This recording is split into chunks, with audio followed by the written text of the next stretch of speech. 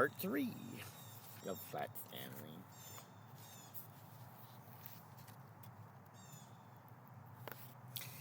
He was a beautiful sight in the green sweater and brown trousers against the pale blue sky. Everyone in the park stood still to watch. Stanley flew right and then left in long matched swoops. He zoomed at the ground like a rocket and turned up again toward the sun. He made circles and eights and crosses and a star. Nobody ever flew the way Stanley Lambchop flew that day.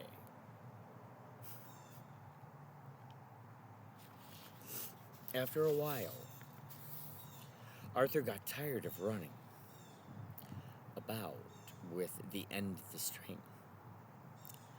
Stanley went right on though, showing off. 3 boys came up to Arthur and asked him to go with them for a hot dog. Arthur left the string tied to a tree. He did not notice that the wind was blowing the string and getting it all tangled up in the tree. The string got shorter and shorter, but Stanley did not know how low he was until leaves touched his feet.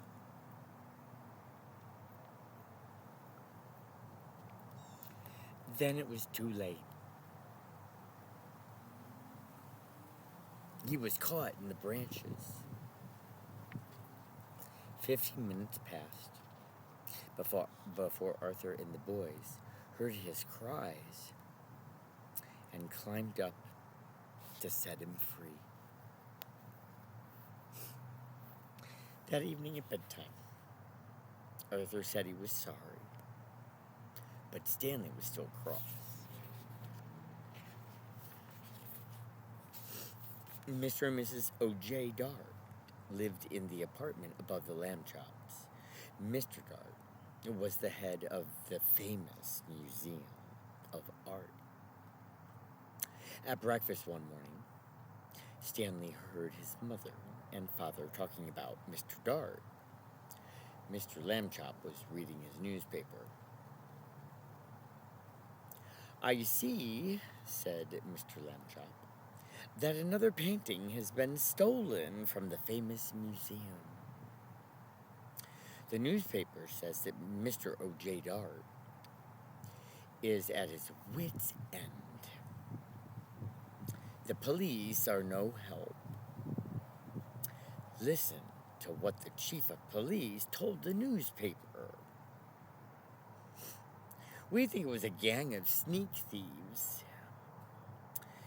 These are the worst kind.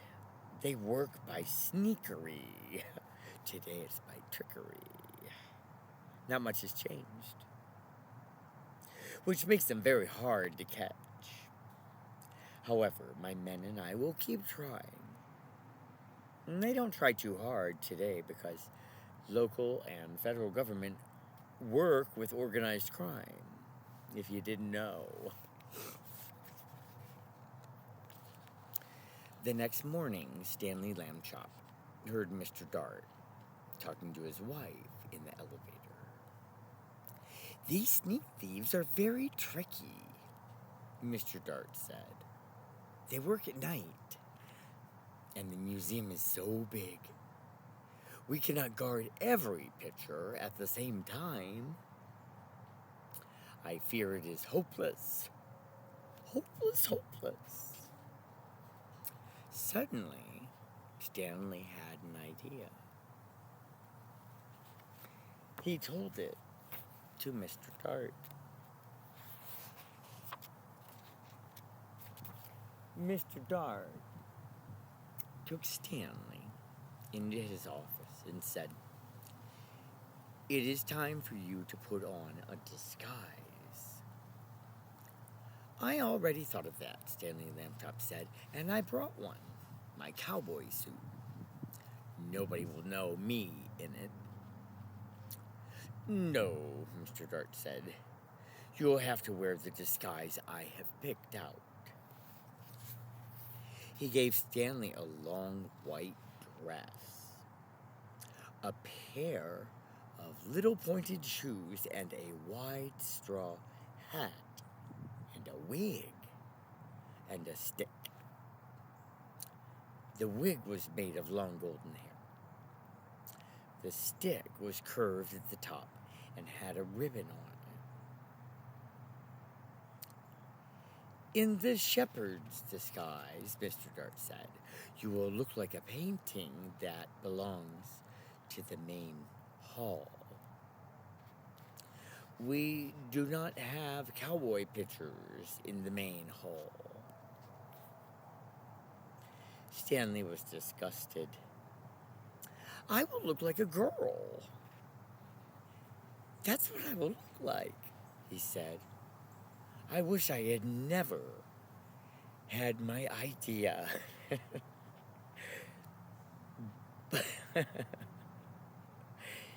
But he was a good sport. So he put on the disguise. Now, you wouldn't be able to get away with that this point in history because PC and everything and AI filters for community guidelines. Let's see what year it was created. Now we call something else, and the AI filter is a disgusting invention of silencing and the removal of free speech. The first one, and it must be what this is from, 1964. You can count on people to be honest then. That was before 69.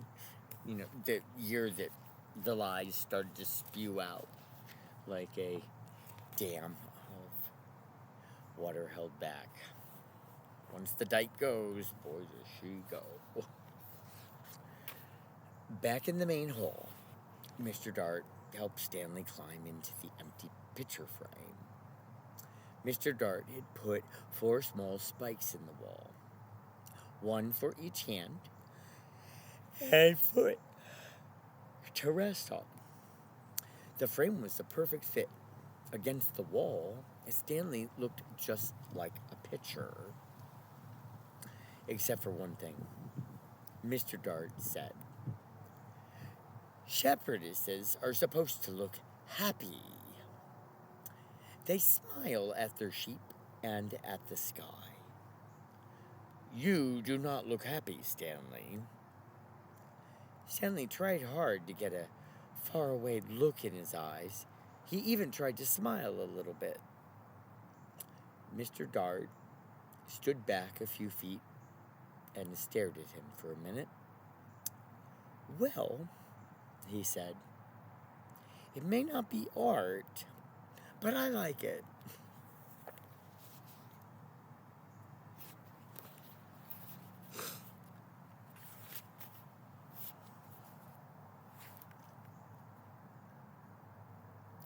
He went on to take care of the rest of Stanley's plan. Now Stanley was left alone. It was very dark in the main hall. A little bit of moonlight came through the windows, and Stanley could see the world's most expensive painting on the opposite wall. He felt as though the man and half-horse person and the lady on the couch and he felt as though the man with the violin and the lady on the couch and the half-horse person and the winged children were all waiting, as he was, for something to happen. Time passed and Stanley got very, very tired. Maybe they won't come, he thought. Maybe the sneak thieves won't come at all.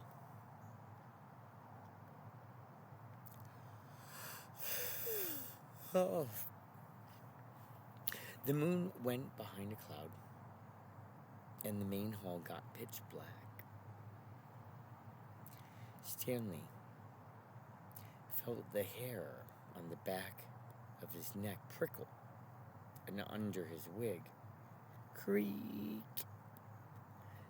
The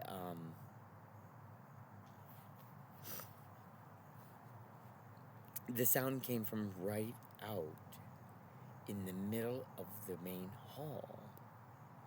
Stanley saw a teeny yellow line of light.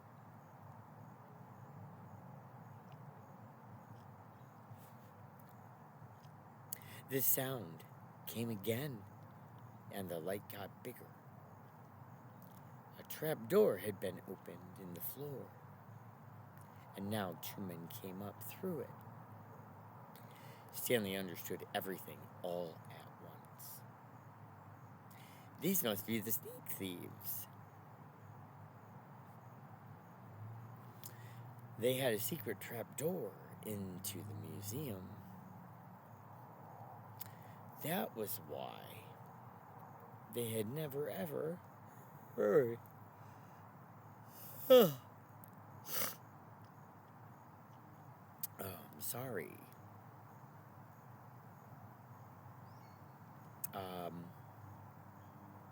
Stanley understood everything all at once. These must be the sneak thieves. They had a secret trap door into the museum. And now, tonight, they were back to steal the most expensive painting in the world.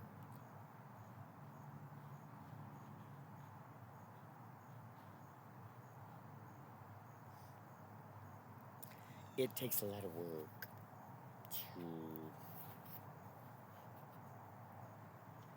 put in the hours I do, day after day after day after day.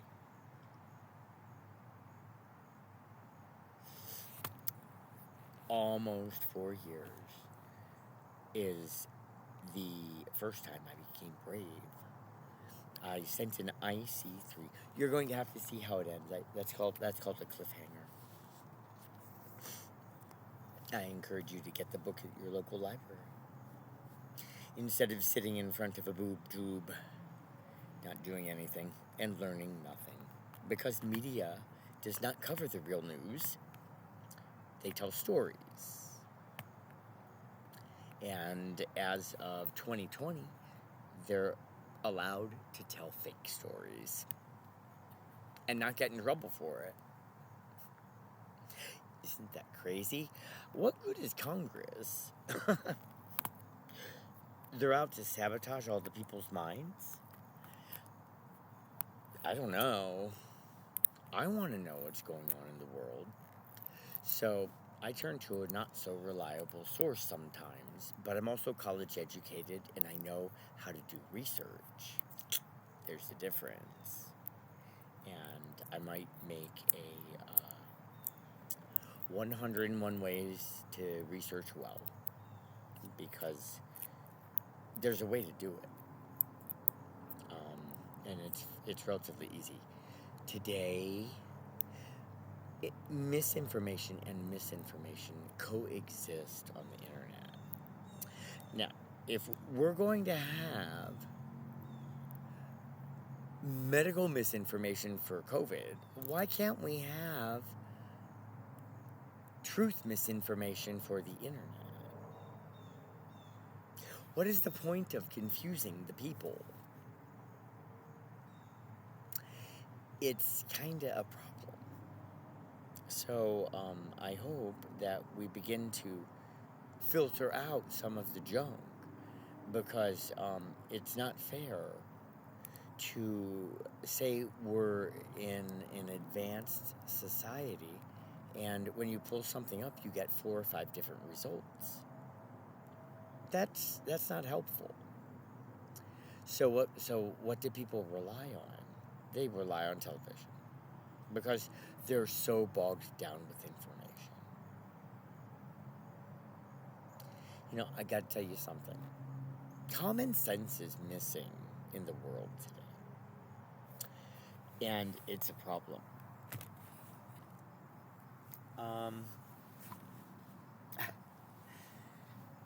I'm going to show you something, and I want you to remember it and share it, because it is a way that we can become free.